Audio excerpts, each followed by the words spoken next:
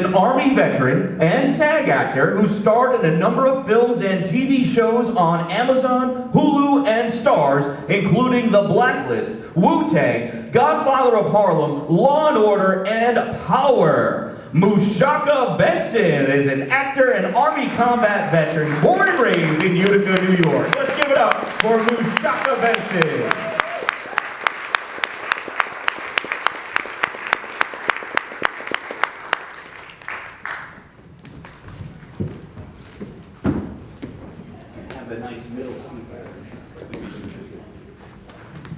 Next up, we have a beautiful actress, producer, and writer. She's done over 100 commercials, as well as working behind the scenes as a booking director for a talent agency and various roles in films such as America High's own Crush. Kristin Bauer-Gross is an American actress and writer known for her presenting career and extensive work. Let's hear it for Kristin Bauer-Gross.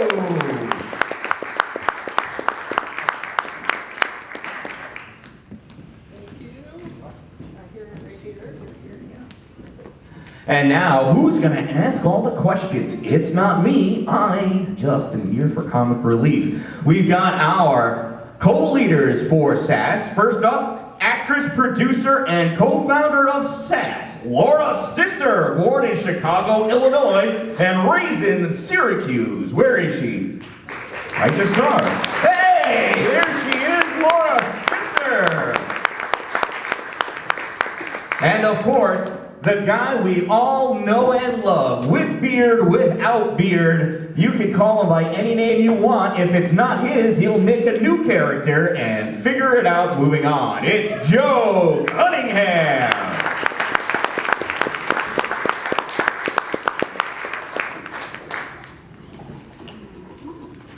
Joe was adamant that these waters stay closed, so we knew there was no fentanyl placed inside them.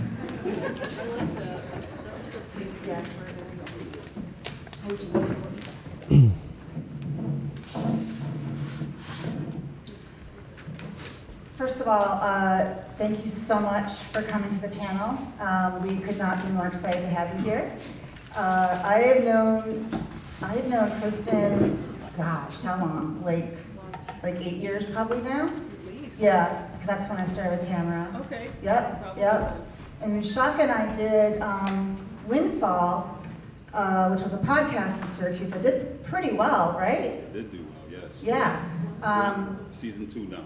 Yeah, season 2 now. Yeah. We never got to work together, but he's got an amazing voice, doesn't he? Yeah. Speaking to the microphone, there we go. Can you hear me? Yeah. Okay. All right, Kristin, you get on the microphone as well. Yeah, great. Jill, why don't you start? First, thank you guys for coming. Part of the reason that we started SAS was to learn from each other, that no one here is like a teacher over the other one. It's not one school of thought, it's many schools, and we just learn from everyone. So I'm just an acting nerd, and I love learning about everybody's methods and kind of their background. Can you talk a little bit about any sort of training that you went through, and what kind of method do you use when you approach a role? Sorry, it's kind of a lofty one. Start with Mu-Shaka, and then we'll go to Kristin. Okay. Well, I am not officially or classically trained. I work with a coach, but I started. My first project was a no-budget short film, and that was my first.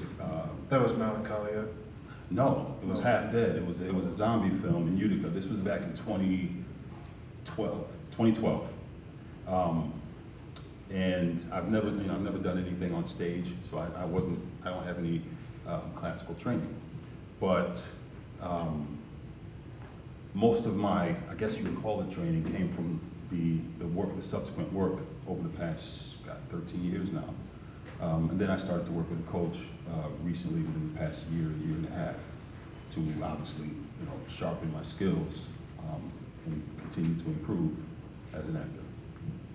I've been to Utica, and there's a lot of people still performing in their roles, half zombies. Wait, what? True, yes. Yeah, I haven't worked in Utica, in any projects in Utica in many years, so, yeah, but they're all still doing their thing there. Yeah. Well, I also am not a classically, I mean, I didn't go to college. I went to college for psychology.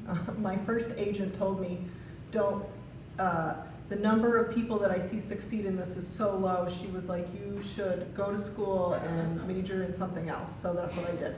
And I really, when I quit my my day job at age 23, I think I got to a major market and quickly realized that although I had been acting and dancing and modeling, that I was going to have to kind of zero in on something. And since I hadn't had the background of acting, I was really starting out at the very beginning doing background work on films.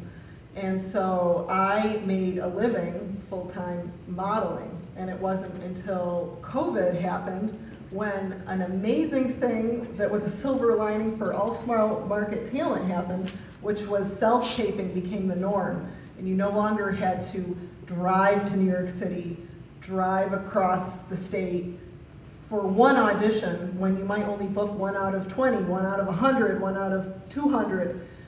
And so that was when I started training in TV and film, was during COVID, especially since my entire career had disappeared at that point. So what else was I working on? I might as well start developing some new skills. Yeah. Thank you so much for giving me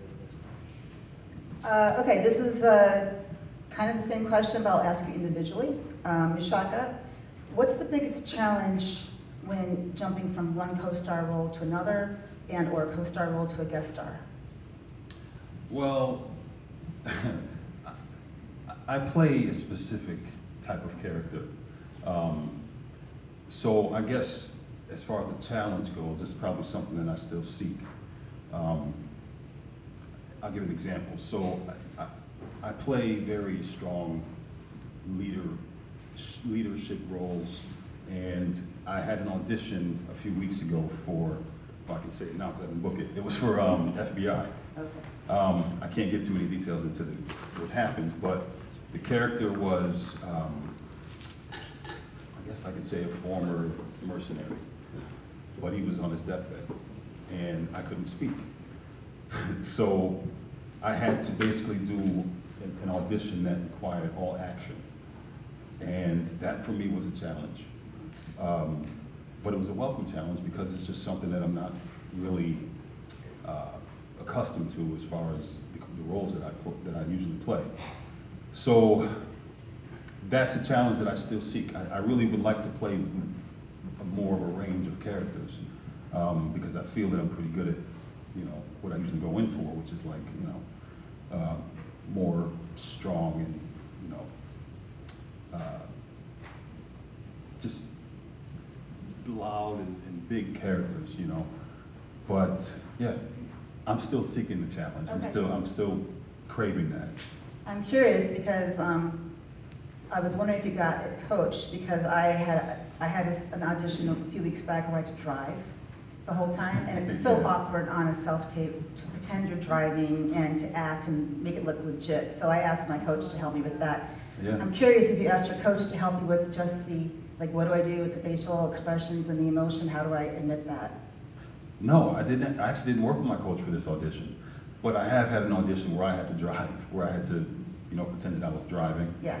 And that's tricky, because some casting directors, in my experience, don't really like you to mime, and then others don't mind at all. I know. So usually when I prepare an audition, I will go that extra mile, that's just how I do it. Because again, you don't really know what they're looking for. Right. So that's just me, okay, if I have to drive, I'll just pretend that I'm driving. And I like it out. Yeah, it made me feel more comfortable being able to do something, so. Right. Yeah. Yeah. Right? Yeah. And that's what my coach said, as long as you're comfortable doing it, it's gonna come out. So, Absolutely, Okay, yes. awesome, thank you. Yeah. Kristin, for the commercial spokesperson actor, how do you bring authenticity and personality into commercial work when selling a product? I'm very interested in this because commercials are, I don't do well on commercials. So yeah, and you're like the pro, so. Well, I think commercials are not about selling, and they're really about connecting with the audience. Because people buy products when they know, like, and you have to really develop that know, like, and trust factor. And so I studied a bit with Marky Costello in Los Angeles, and she used to tell us, you have to pretend you're speaking to a close friend. So one thing that's really different from TV and film acting, where you're like speaking with a character, or you're doing some kind of action, and the camera is like, you know, you're not speaking to the camera. In commercial and TV, you're really speaking to the camera, but the camera is truly your audience. And so you really want to connect personally. And I used to have a really hard time with that. And commercials also, until like maybe 10 or 20 or 30 years ago, used to be really big. And not that some of them aren't, but a lot of commercials now are really like a super succinct short film. And in 15 seconds, you might laugh and cry, and all in 15 seconds. I travel the nation for Subaru as a presenter and spokesperson, and but they, as an example, have really good commercials. I don't know, have any of you seen any Subaru commercials? There's like, either the dogs are driving the cars, or there's something that happens that has this emotional connection, and you leave that commercial either with like a tear in your eye, or like you're kind of giggling, and you really connect with the brand, or at least I do, but I might be biased since I work for them. But that's the idea. And so now I usually pretend that I'm talking with, and I have one specific friend that is very close to me, that I usually pretend I'm talking with my friend Cheryl, and that we're sitting on like a comfy sofa. Even if I'm standing, I try to remember this, and I try to feel like I'm talking with Cheryl, I'm just talking with Cheryl, and I'm telling Cheryl about this product. Why should she buy it? Like, her life is busy, she's got kids, she has a career, things are crazy. Why should she stop her life now to like buy this product? And also for commercials generally, you are smiling and upbeat, and your life works for you. And people see that, and they think to themselves, oh, I want my life to work for me. Well, maybe if I buy that thing, or I have that product, or that mug, or the coffee, then my life will work for me too. Which is so different from TV and film, where you get to play all these other characters. You might not be upbeat, you might be homeless, or deranged, or angry, or sad, or so many different characters. So that is. But you can still drive a Subaru. So you guys are all Cheryl, and so don't forget, please donate to the Academy at American High in the back table. The ghost has spoken. Ghost lighting, yeah. I will just say, to back up Kristin and Subaru, my daughter got in a car accident today. But she's okay, she hit her head, but she drives a Subaru, and she's like, Mom, I always told you how safe my Subaru was, and she really thinks that, yeah, it helps her a lot. And she gets paid it off, of course.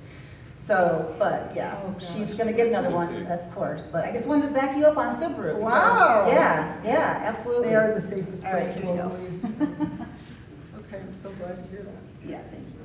So I'm going to take a moment to like fanboy for a second. So Mu-Shaka, I've been a big fan of yours for a while, and I'm going to name drop as much as I can right now. You have an extremely impressive IMDb, 30 credits since 2012. You've worked with Harry Lennox on The Blacklist, Christopher Maloney on Law & Order. You've been in Power, Godfather of Harlem, The Wu-Tang Show, to name a few. And recently, Kim Coates called you a great actor while working with him on the new season of The Walking Dead spin-off series, Dead City. My question is, you know, when you're in that kind of situation, obviously you're an Army veteran, so you've been through more stressful situations probably than any acting situation. I can't speak to that, but maybe you can. How do you get intimidated when you get on a set with someone like Kim Coates or someone like Harry Lennox, Christopher Maloney, And how do you deal with that, and how do you, like, how does preparation, and then what do you do in that moment when you're in front of an A-list actor, and how do you perform in that setting? Well, I really don't get flustered in those situations. Honestly, I view them as co-workers. You know, honestly, again, I feel that I am not equal, because I'm not equal to them. They obviously have more wealth, more experience than I do, but I feel that I'm in this, I'm there because I earned that, and I worked for that, so I see them as co-workers, so I don't feel starstruck. As far as being a little nervous, well, yeah, I mean, that's, when I'm walking out the set, these people, they work together for several months, years, they all know each other, and I'm kind of this new piece that's being added to the equation. So that's where I feel a little, you know, nervous and maybe out of place, because I have to kind of assimilate to that in some way. But Christopher Maloney was great to work with. He was very sort of big brotherly, you know, which I appreciated, because I was nervous just seeing, that was my first major television booking. So I was really, you know, had a lot of nerves from that, but he was really kind of like, just very warm and very, gave me some notes and some things to do differently with my performance, which I really appreciated, and it worked because I incorporated that into the performance, and you see that in the scene. Harry Lennox was really just like a normal guy. You know, when the cameras weren't rolling and we were just talking, we were sitting in our chairs talking. It was just like talking to, you know, just someone I've known for years. Very, no tension, not stuck up at all. Kim Coates, I told people the story. You probably saw a post that I made when I first got the part. When I arrived on set, there's a bit of a method with him. There's some method with him. And I thought he was a little stuck up at first because he wasn't speaking to anyone. But then I found out later on that that's just his method. And then he was very warm to me. And once the camera started rolling and we got into the scene, he said that to me. He said, "This is a great actor right here." I'm like, that's the greatest compliment from an actor who I've respected for years, you know. But you know, that's just, I really can't even speak to the reward of even having these actors say these types of things to me, and to work with these actors. It's just, yeah, just huge. Yeah. No, go ahead. I'm going to piggyback off that question, and my next question was about SAG, Screen Actors Guild. When you, just judging from your IMDb, when you went to SAG in 2019, that must have been terrifying because, like Kristin just said, the pandemic hit, and then everybody didn't know what was going to happen to our industry, for lack of a better word. But after that, you started booking one mainstream show after another mainstream show, and just, you know, snowballing after that, and must have been very exciting. But you had to go to God knows how many auditions and get so many no's. But would you recommend that actors take that step to go into the union? And what was it like for you? Was it a difficult choice in the beginning to choose? Okay, I'm going to go into the union, and I'm going to take that next step. And can you talk to a lot of us are either on the edge, or some of us are SAG, some of us are not, some of us are considering that, and how has that changed your life as an actor? Well, I had a plan. Even before I gained representation, I had a plan. I wanted to eventually join the union because I wanted to work on, I wanted to be in network, you know, audition for network roles and have that access.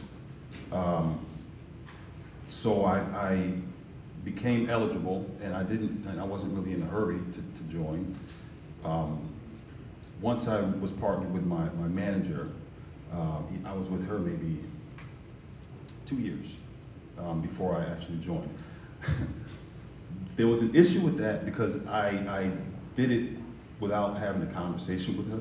And she was a little like, we should have talked about that first, because once you join the union, you can't do non-union work at all. They call that working off the card, and obviously that's very discouraged. So it wasn't really a tense conversation, but she just said, she would have told me, and but I had a plan, and I knew that I had enough, that I could compete at that level, at the network level. So I did it, and shortly after I became union, I started to book, and it just snowballed from there. That's awesome. It's also the only way you can win a SAG award. This is true. Yes, exactly. And the union has treated me very well since day one. I've never had any issues, and I'm proud to be a member. Absolutely. Thank you. Kristin, this is a very simple question, but what is the most valuable lesson that you've learned from being on set? There's so many lessons. Give us more than one. Yeah. I think that one of the most valuable lessons that I learned from being on set is that to be present and to bring all of your energy, because you're there for long hours and you might have to be really are putting a lot of your personal energy into this, that you really have to do the preparation.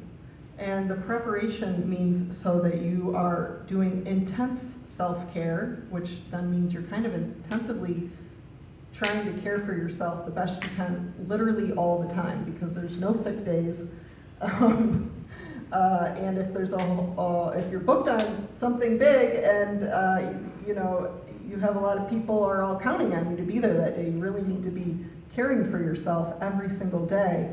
And then also showing up, having done all of the work that you can possibly think of from both your character and your role, so that you've done your character work, you have said everything a million times, a million ways, and you know it but like the back of your hand, but also from a standpoint of like logistics. If you're traveling far away, you have to be thinking about how am I going to ensure that I keep myself comfortable and hydrated and well-fed and taken care of, so that when I get on set after potentially a long drive or a long flight, that I am going to be able to have my energy for the whole day to be able to withstand this. So that's one of the big things. Okay. I've only been on one set, and my thing was, don't touch anything, and where's the bathroom? If you don't touch anything, then where's the I've had bathroom? the same experience. Oh. Okay, how, either one of you can answer this question or both. How do you market yourself and stay relevant, whether it's for TV co-stars, guest stars, modeling, spokesperson? How do you do that so you can get your face out there, but do it professionally?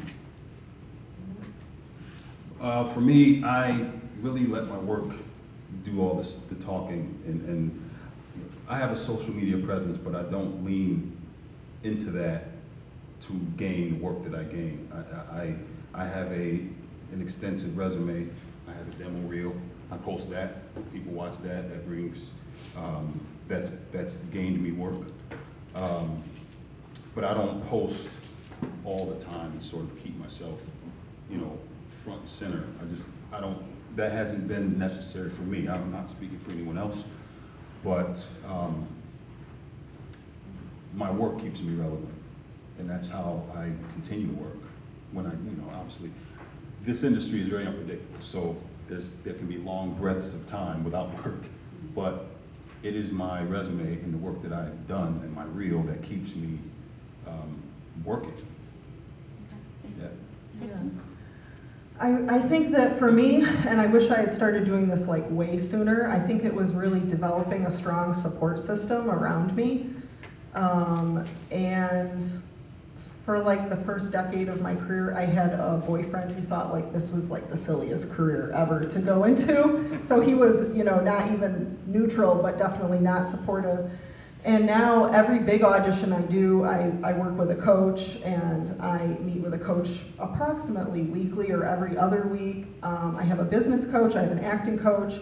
I am always in some kind of class trying to improve my craft. And I think I used to think you have to like do everything on your own, and that's, you know, pull yourself up by your bootstraps and do it yourself. And now I realize that that is like the furthest from the truth. No actor is an island. You really need to, like what Laura and Joe are doing, like they're developing a community. Like you have to develop your own community, develop friends that are within this community, have a support system of hopefully family or somebody, you know, close to you that you can talk to, and then to really have people around you that can help develop you professionally, because it's really rigorous, and there's a lot of rejection, and yeah.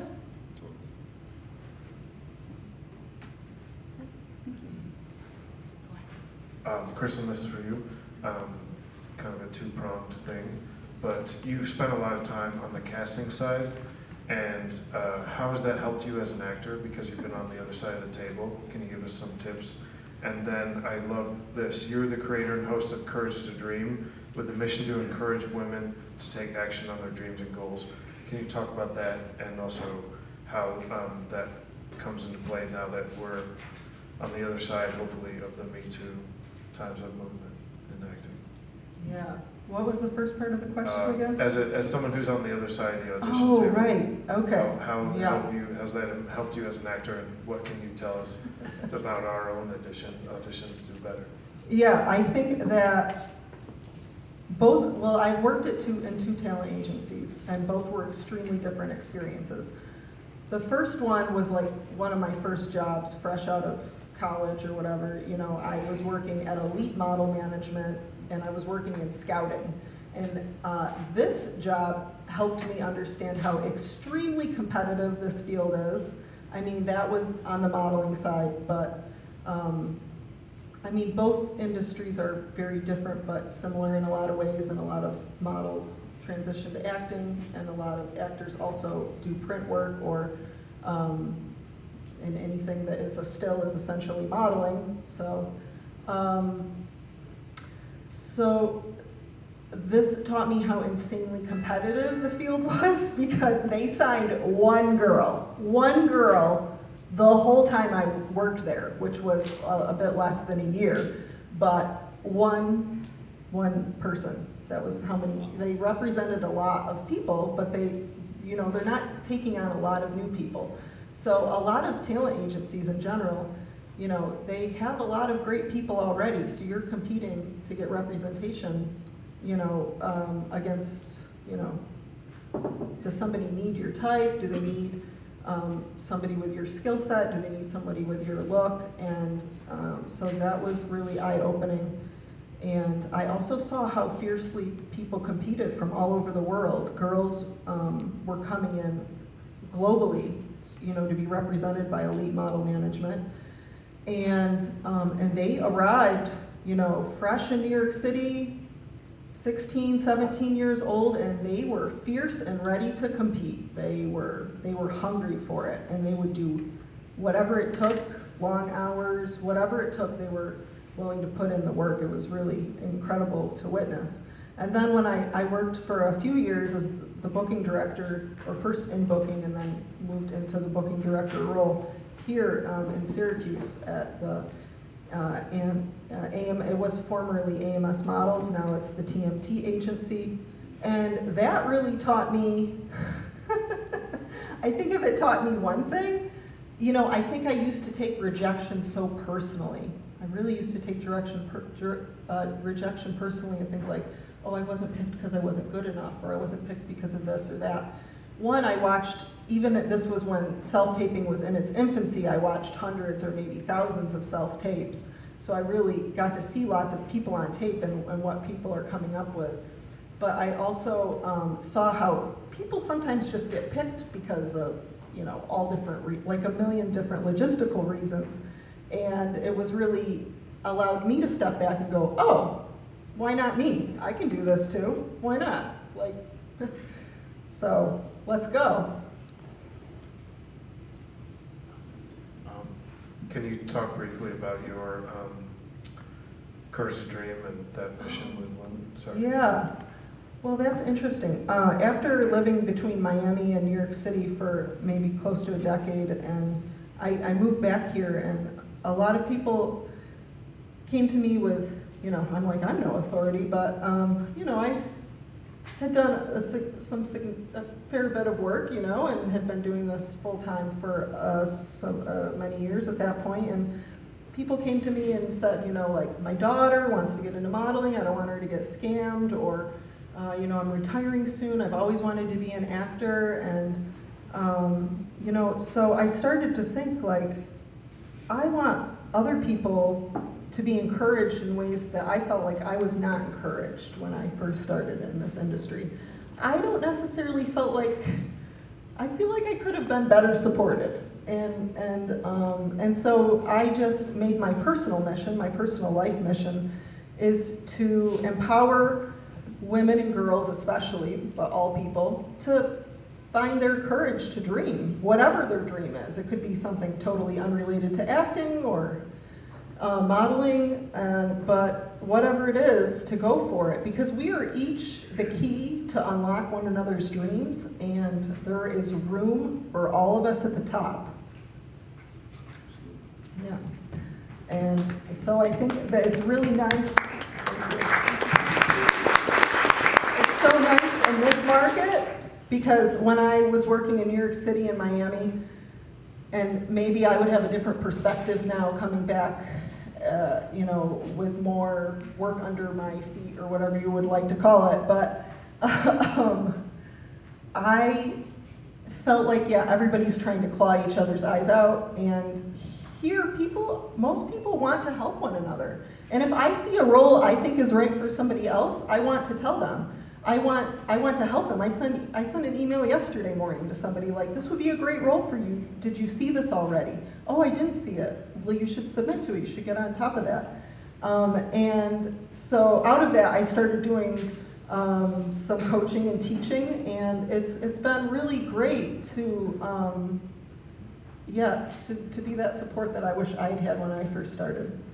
And if you're dreaming of being the top supporter of the Academy at American High, we support you in contributing at the table in the back of the room. Very good. Since Joe and I started this group, we've met a lot of different actors on different levels. Some have been acting for years, some are theater actors, some are commercial actors, film actors. Some people are coming because they've never acted at all, or they acted a little bit, and they really want to get to know the business better.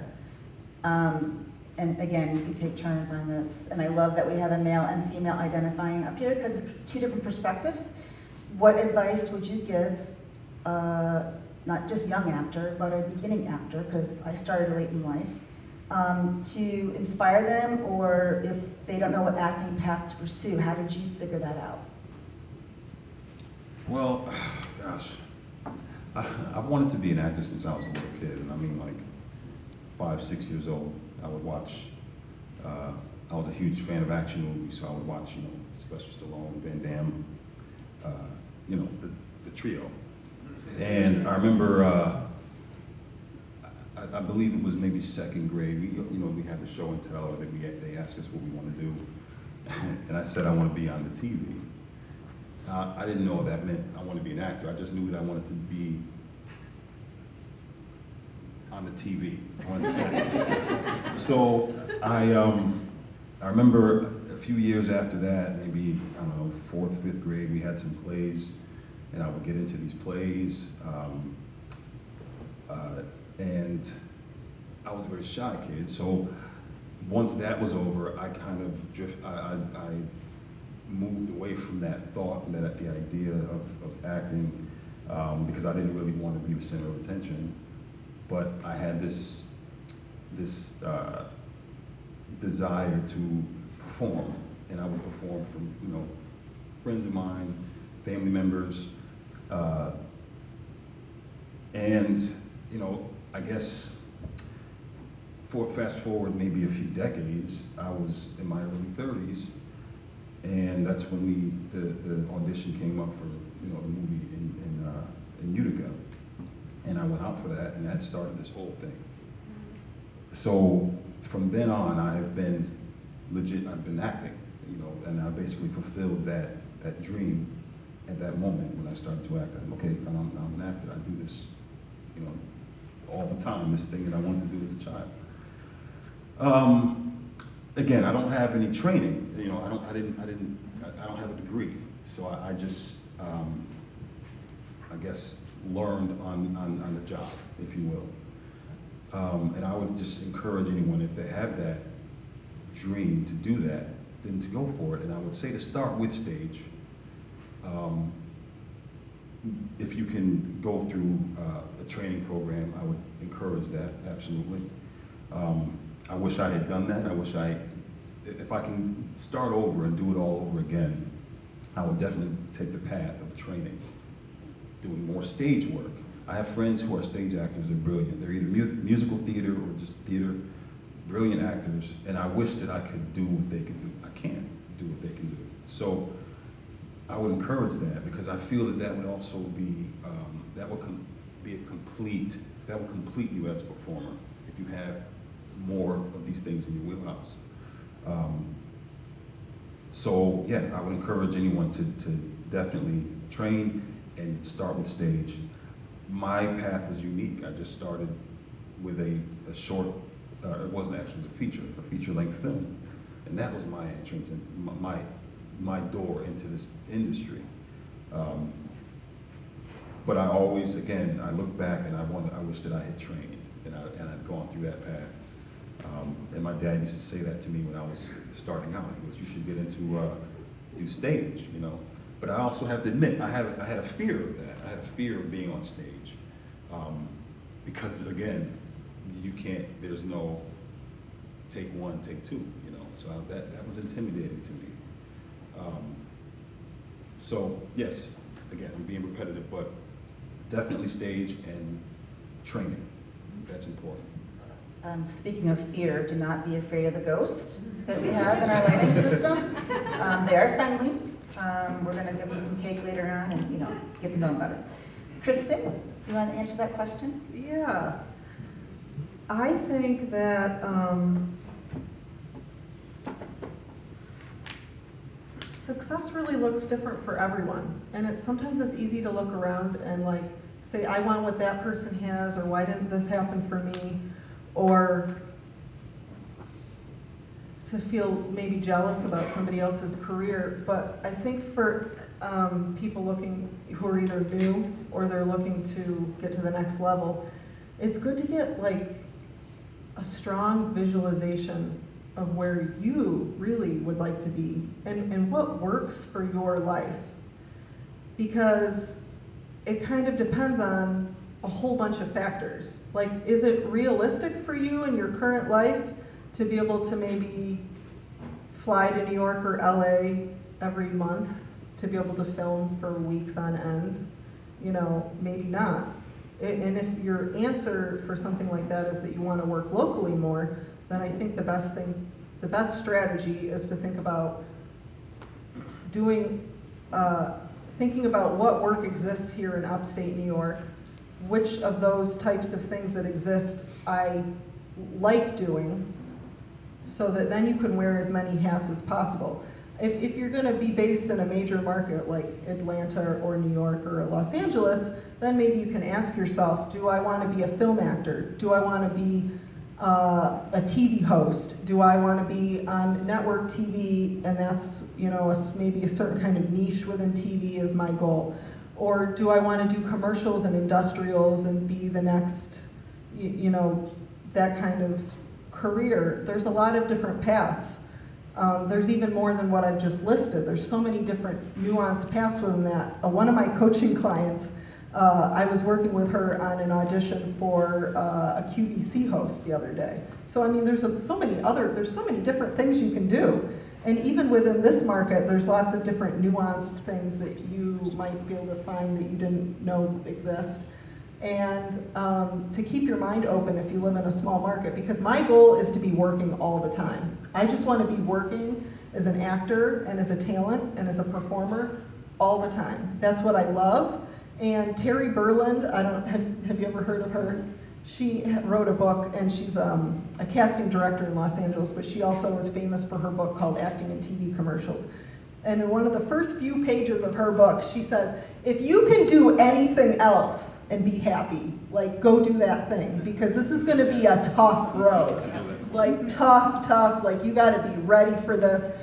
But if you know there's nothing else you can do and be happy, and I felt like I had tried everything. I felt like I had tried a million things, and I could just not fit into a box where I could be happy. I knew I just wanted a flexible life, doing work that I loved, and that I'd always just wanted to be a model, an actor, a performer, an entertainer, and that it was just, I was always after the next job, always after the next job. It's like a passion, yet a sickness at the same time, or what do they call that? So, yeah, and then to get to share it with others is a lot of fun. For a couple years I wrote a monthly article in Rochester Woman magazine, and now I write a weekly newsletter of my own with like actor stuff and actors' suggestions and strategies. And if anyone is interested today, shameless plug, KristinB.com, you can go sign up for my free newsletter, and I share a little bit of things every week. I think that is, yeah. And I just want to say, just if you don't mind, Yeah. this industry, it's very difficult, and it takes, you have to really love the craft. You have to love being an actor. You have to get into it for the right reasons. You know, if your reason is to be celebrity or to be famous, then that's about 95% of the people who do this are not famous, and they don't become celebrities. You have to really love to be an actor. You have to love acting. And, you know, it's a very unpredictable industry, but it's also very fulfilling when you book those jobs and you work. It's very fulfilling and very, very fun. I mean, you know, the red carpets and the premieres, that stuff's fun, but that can't be your why. That comes with, you know, longevity and doing this and moving further in your career. But you have to do it for the right reason. You have to love acting. You have to love acting, because again, it's really difficult to get through this. It's very competitive. Like she said, you are competing with people who are sometimes a lot better than you and a lot more experienced than you. Keep going anyway. I have lost jobs to so many people, but then I've also been the one to get those jobs. You just have to really love it, and that is the key to longevity in this business, in this industry. I love how you guys are saying if you want to do it, you don't have to have training. You can just be it. You can be an actor. You can be a writer. You can be the guy that hits the guy next to you. But I do want to point, if you want to be a doctor, you have to go to medical school. Okay? You need training to be a doctor. Everything else, if you really love it, you can do it. You just got to devote yourself to it. I still encourage training. Yeah, it's more like training on the job instead of... It totally of... is, yes. But, you know, I mean, obviously training never hurts. You know. Yeah. On behalf of Joe and myself, thank you so much for this. I'm sorry, I'm having a hard time here. Amazing knowledge and everything you've offered. Dan, I think is going to take some questions from the audience. I know that we did not cover everything, so you guys must have some questions out there. And if we knew how to work the lights, we would put the lights on you, but we have no idea, so. All right, I can't do lights and field questions at the same time. We can ask the ghost gently for lights. Yeah, if you want to meet me in the middle here, come on up. Just be loud too, that's okay. I mean, I don't mind. Okay, my question's for Mu-Shaka.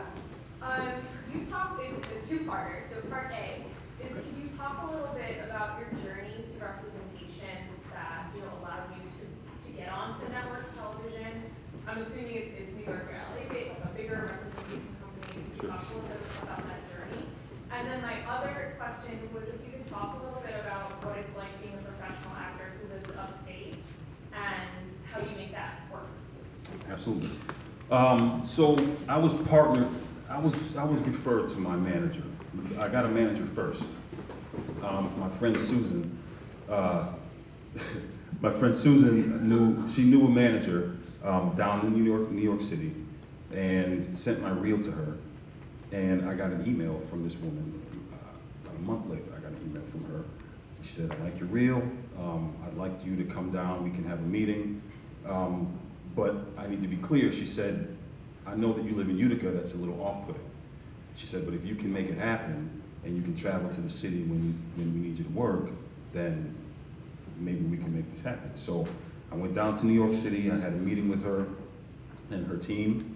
The meeting went well. They signed me right there on the spot. And then from that point on, this is pre-COVID, I had to travel to New York City. It was a struggle because, traveling that far for maybe a 2-minute audition and then driving all the way back and you don't hear anything, that takes a toll on you mentally after a while. Doing that especially as many, I had a lot of auditions for a period of 2 years. I was going down to New York City probably every week, and that can obviously get expensive. It was tough. So that was my lead into being able to audition for network roles. She later partnered me with my agent. And my agent said the same thing. She said, well, they were a little hesitant to sign me because I live here in Utica. So leading into your next, part B of your question, honestly, COVID was a blessing for me because it took the pressure off of me to have to travel. And self-taping became the norm. Like it's even after COVID, it's the norm now. I haven't had an in-person audition since before COVID. Well, in New York City. I've had them locally, but not in the city, which has been really good for me. And I've booked everything that I have booked since Law and Order. Actually, no, even before Law and Order, through self-tapes. And honestly, I'm one of those people who was definitely in the self-tape camp. I would really not want to travel to New York City for an audition. It was just really nerve-wracking, especially not knowing if you're going to get the job. And it felt like a waste of time after a while. And I would get angry, like, here I go again. I'm leaving this casting office. I'm driving home 4 hours, and I don't hear anything. I would be so upset, and I would take it personally, But again, COVID was like a blessing, So I love self-taping. Some people don't though. Some people are really, to this day, really they hate it. They hate self-taping, and they want to go back to the old model of auditioning in person. But I don't want to audition in person. I really would rather just do I like it. to be in my own home and my own Right. right? Tape it. I have my little studio set up in my bedroom. Perfect. Plus, all the money you save on gas, you can donate to the Academy and American Idol. Yes. That too, absolutely. Love it. Do we have another question? Oh, right here. Hi, my name is Asa, and it's nice to meet you. Thank you for being here today. And so this is for Kristin, but Mu-Shaka, you can answer as well. You said that, I really liked you talking about like the importance of building a community and a team around you. And so you said to build a team around you to develop you professionally. So what kind of practical tips do you have for someone who started from scratch? Yeah, that's a good question. I think that being here tonight is a great step. Every one of these, if you live locally here, come to every one that they have, and to get into some kind of, class, or maybe this includes a class. You guys also do, but to be in some kind of class, I would say, to start working on your craft. But then I think you simultaneously should try to start working on your materials and your brand. And some like good first steps for that would be to get a great headshot, and your headshot is great depending on what your goal is. So like a commercial headshot, you should be smiling, looking directly at the camera, typically wearing something maybe colorful, upbeat looking, whereas a theatrical headshot, you usually want to show more layers of your personality, and it's usually more subdued tones. It definitely might depend on which characters you play, and you're getting to know your type, which this is where sometimes working with a teacher or somebody who can help you through this. But like, for example, Mu-Shaka's headshot, you know, he plays very different types of characters than what I would most likely be cast in. We'd be cast in very different types of roles. So you want your headshot to reflect that. And that way you have that's initially your calling card. Then, regardless of what experience you have, you can start working on a resume, and you can literally just Google actor resume, and like templates will pop up, and you can immediately start to put in whatever training you have. And if you can start to work on either do you live here in Syracuse? Yeah, so Syracuse, you know, you can work on student films. You can also immediately start to work as background on any major film that's happening. So what does American High have some things coming up soon? Always. Always. Always. Yeah. So they might have things coming up soon depending on how far you're willing to drive. I mean, right now in Buffalo, they're casting for, I think, like 3 different films for background. And so if you can get on some major productions as a background actor, as an extra, you'll start to get paid, but you're there with a job and like a purpose in mind. So I think it's good to go and look and see what every different person on set, like what are they doing? And get to know what all the different roles and what people are doing are. And to pay attention to the actors and see, you know, how they behave, you know, how they take direction. You know, well, it depends. Sometimes you're like in holding as an extra and you don't see too much at all, but you know, whatever you can see, you know, pay attention. And so if your role in the background is to like cross a street or something, you know, you probably are gonna be able to see the real primary actors up ahead and start to pay attention to like what they do and how they do it, and notice what people are doing. And then that's a credit that you can put onto your resume. So you can start to develop credits by working in student films and major films as an extra. Developing your craft through classes, and start submitting for opportunities as soon as you feel ready to. Theater, local theater, also often you can get started in. Yes, I'll definitely encourage that. Networking is a huge thing. So again, events like this, you should always appear at events like this. Because, you know, again, I'll give an example. After I did the whole thing in Utica, Buffalo was where I ended up working background. I did a couple background projects there, and that's where I met a whole bunch of friends, you know, a whole bunch of colleagues and friends in Buffalo. And then from Buffalo, I met people in Syracuse, and from Syracuse, I met. Basically, networking is huge. It's a huge. That's why I've gone this far in this industry, is because I've networked and I've built relationships with people. That's a huge thing. So where you're sitting right now is literally a start. So yeah, that's... People want to work with people they know, like, and trust. So if Yes. they work with you and they feel like they know, like, and trust you, it kind of like sticks in people's brain. I also think that a lot of people might want to consider getting a representation before they necessarily feel ready for that. And the best way to start submitting for representation is to have materials. So you do want to start collecting any footage that you get of yourself on camera, even if it's, you know, student films or smaller projects that like you do with your friends for fun, to start getting clips of yourself on camera, and to have a great headshot that you can easily, you know, show, and to have a resume. And once you have those few things, you could start submitting to get representation, at least at a local level. I think starting where you are is always going to be the easiest. Picking, what you're closest to. Yeah, I personally love networking too, and I encourage you, not just networking here, go to other networking events to learn how to network, right? Don't make your mistakes in the place where it matters the most. Go somewhere else, right? Screw up there, bring it here. Yeah, and then think about what other places you spend a lot of time. I mean, sometimes I talk to people and they're like, oh, I spend every single summer with my grandma in Miami. I don't know, that's an example. Probably a lot of people don't want to spend the summer in Miami. They want to spend like right now in Miami, right?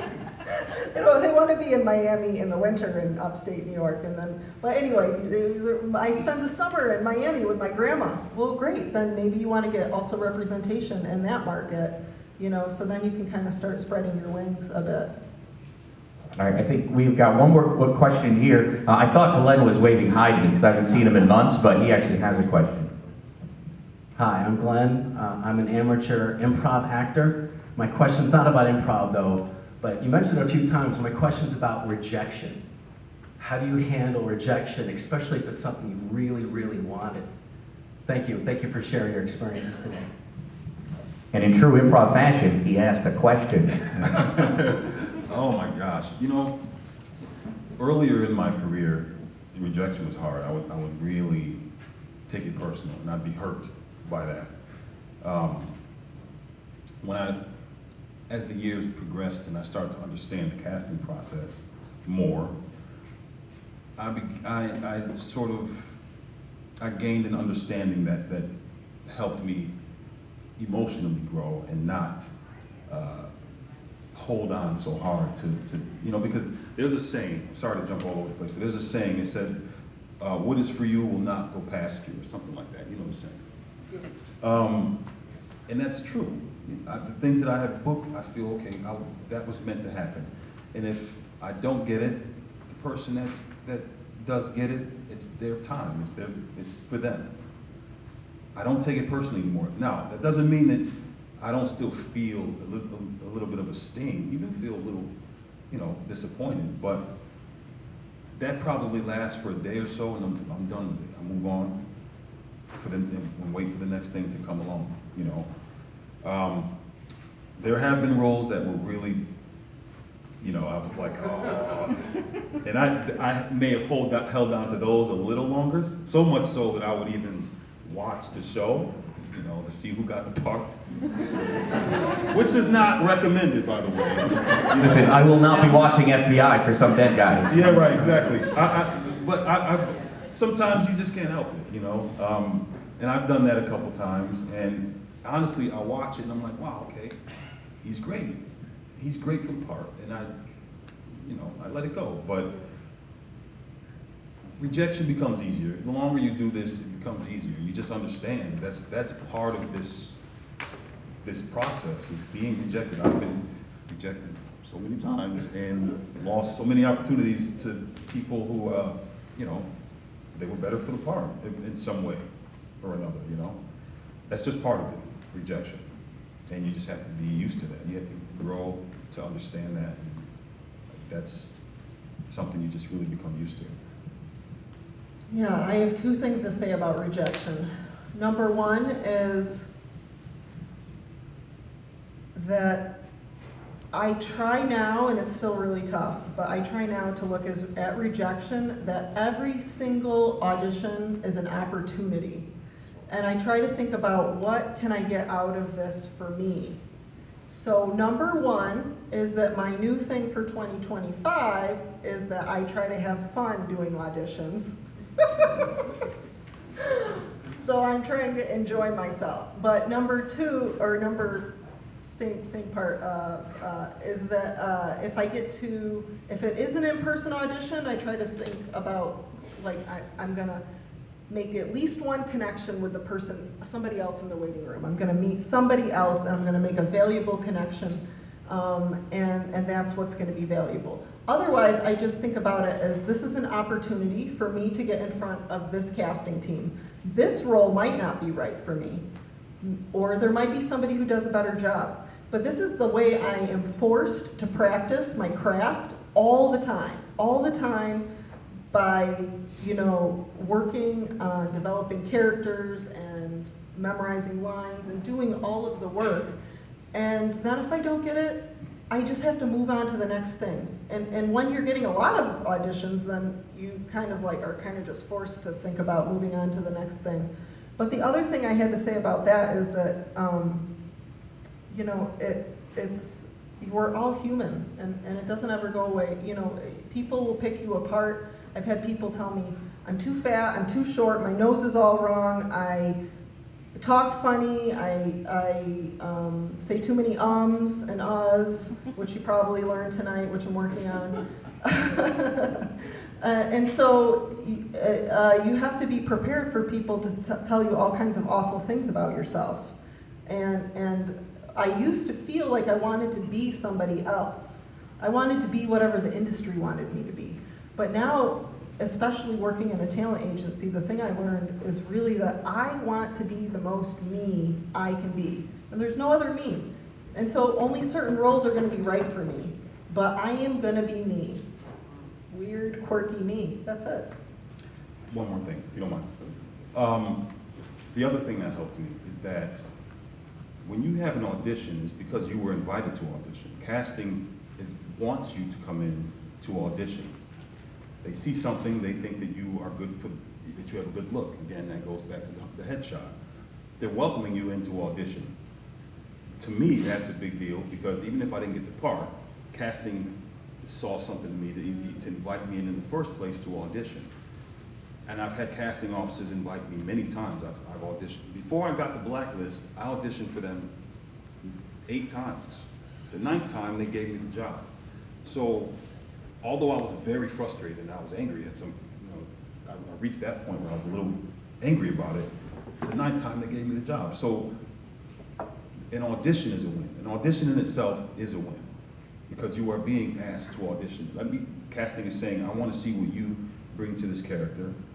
You know, at the end of the day, you're going against however many people, you don't get the gig. That has nothing, most of the time, it has nothing to do with you personally. There's so many logistical reasons you don't get the part. But casting is inviting you into the room. We want to see what you can do. And that's a win.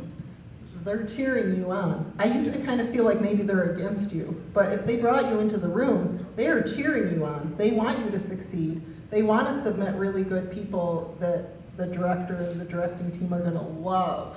Yes. I've had casting directors say, we want you to solve our problem. We don't even know what we want. We want you to solve that problem. And I thought once I looked at it that way, okay, cool, so I'll do my best to do that for you. And if I don't get the part, then whatever I brought to the table wasn't what you were looking for. That's fine. I'm done with that. I move on, you know? So, yeah.